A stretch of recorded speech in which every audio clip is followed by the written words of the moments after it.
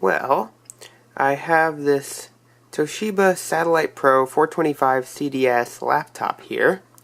It's from around 1996, and it's currently running Windows 95. I'm about to demonstrate a perfect example of things you cannot do with a modern operating system. Basically, the backstory behind this situation is I got this for all of, I think I even left the price tag on it, $10 at a local thrift store. And the funny thing about it is that it does not have a built-in floppy drive. The CD drive over here, originally this pops out, and originally the laptop would have shipped with both the CD drive and a floppy drive, and you could switch out which one was in here. And then it also had a little case, like a little adapter shell thingy that you could stick the floppy drive into, and then plug that whole assembly into a little jack over there. It's hard to see, but it's that one to the right of the serial port there. I got too much stuff here, so well, let me see if I can get a better look at that. I probably can, actually, if I move my giant Model M keyboard here out of the way. Let's see if I can get my camera in there now. Yeah, so that connector, that little weird connector, is where the floppy drive would connect to. Now, naturally, this being a thrift store find, I did not get the floppy drive with it. So all I have is the CD drive, and to make things even weirder, or maybe not weirder, but more annoying, this thing will only boot from two things: the floppy drive and the hard drive. Will not boot from CD, has no USB ports to speak of, so obviously booting from a flash drive is not an option since there's nowhere to connect it to. So, now so that presents a real problem when I'm trying to do what I want to do now, that is to say, wipe the hard drive and install Windows 98 on it. So, and even if the CD is not bootable, and even if it was, I couldn't boot it on here. So, with only the hard drive as a bootable device, how can I pull this off? Well, some of you are probably thinking, well, connect the hard drive to an adapter, to an IDE to USB adapter and deal with it that way. Well, that's one way of doing it, but as I recall, I tried that with my adapter and it did not work. And I can't install it internally into one of my other computers because it is 2.5-inch IDE, and as far as I know, I don't have any adapters to convert that to 3.5-inch IDE. And as far as I know, I don't have any other laptops I could put it in that have other working boot devices. Because it's not like you're going to be able to put two of those into a laptop. So, now, there are probably ways I could kind of coax things into working, but I figured I'd take this opportunity to try something mildly daring, and will definitely, if it works, quite well demonstrate what you can do with some older OSes. So we'll go ahead and power this thing up here.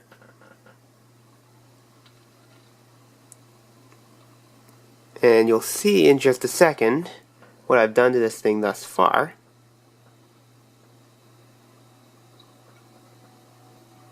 Besides having upgraded the RAM, it had only 8 megabytes in it originally.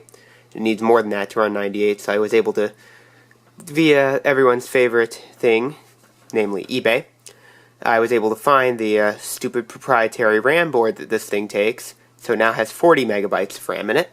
And as you can see, I've configured Windows 95 to boot in DOS mode and load MSCDX and other fun DOS drivers so that we don't have to load the actual, Windows, the actual guts of Windows on here. Now, why would I want to do that? I think some of you may know where I'm going with this and how either bad or good this idea might be. You see, kind of see how my channel gets its name here. So, what I did was I went ahead and basically set up Windows 95 as a DOS installation so that it will not, or hopefully, now the thing about DOS is that it will run entirely from memory. That's how you can boot it from a floppy and then take the floppy out and have the thing run perfectly well. Now, what I'm about to do here is royally take advantage of that in a way that in any modern OS, you would completely destroy everything if you tried this. So what I'm going to do, or at least try to do, we'll see if it lets me,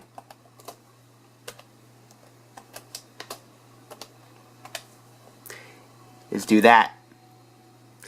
Yes, I'm about to format the hard drive out from under the running OS and have it restore the boot files in the process while doing this.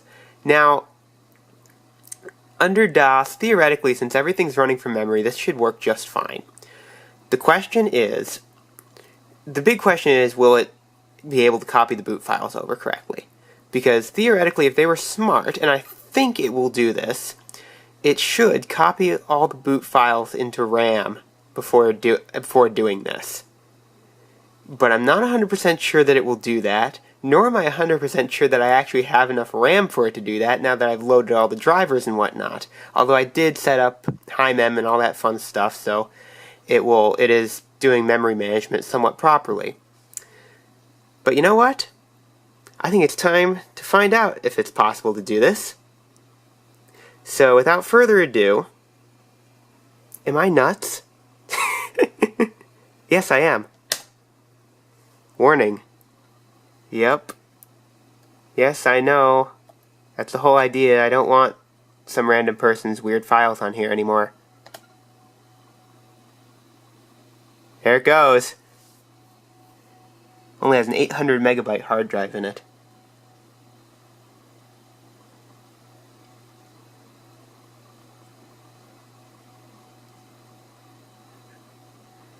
Oh, this is going to be a while. Yeah, I think I'll shut the camera off for now and come back in a little bit when this is finished. Holy crap, it actually worked. Now there you go. Things you can do in DOS that you cannot do in a modern OS. Let's give it a name. We'll just, given what we're going to put on it, we'll call it Win98.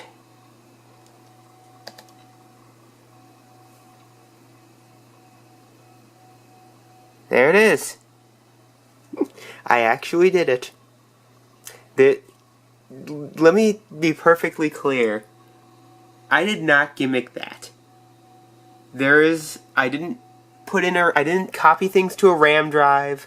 I don't have any CDs in the drive. I don't have a floppy drive connected. I seriously did just format right out from under a running DOS installation. And specifically the Windows 95 version of DOS too. Now, let me be sure to add in here, because I know a lot of people on the internet don't have common sense, unfortunately. Do not try this at home, or at your friend's house, or at work, or anywhere else, unless you know what you're doing.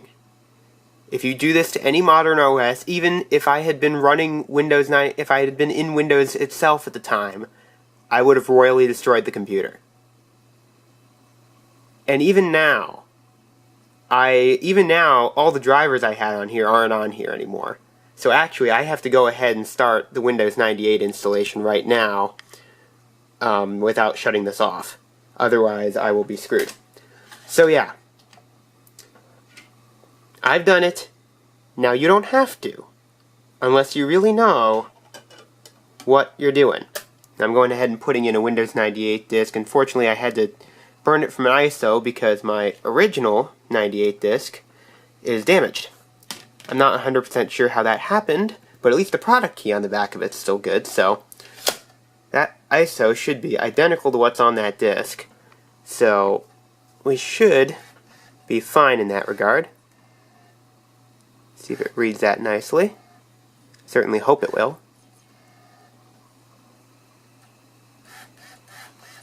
It's thinking about it, at least. The other question is, will the CD drive still work after I just killed its driver off the hard drive? Well, drive D still exists. Setup. Oh, there it is. Please wait while setup initializes. All that good stuff. Hit enter. There it is. Windows 98 setup is starting on this mess I created. Yep. I really did it. It really worked. I don't know why I find this so funny, but... So yeah.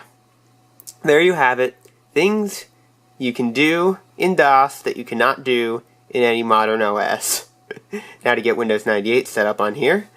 And then this laptop should be actually mildly useful. You know, maybe for running old software or something.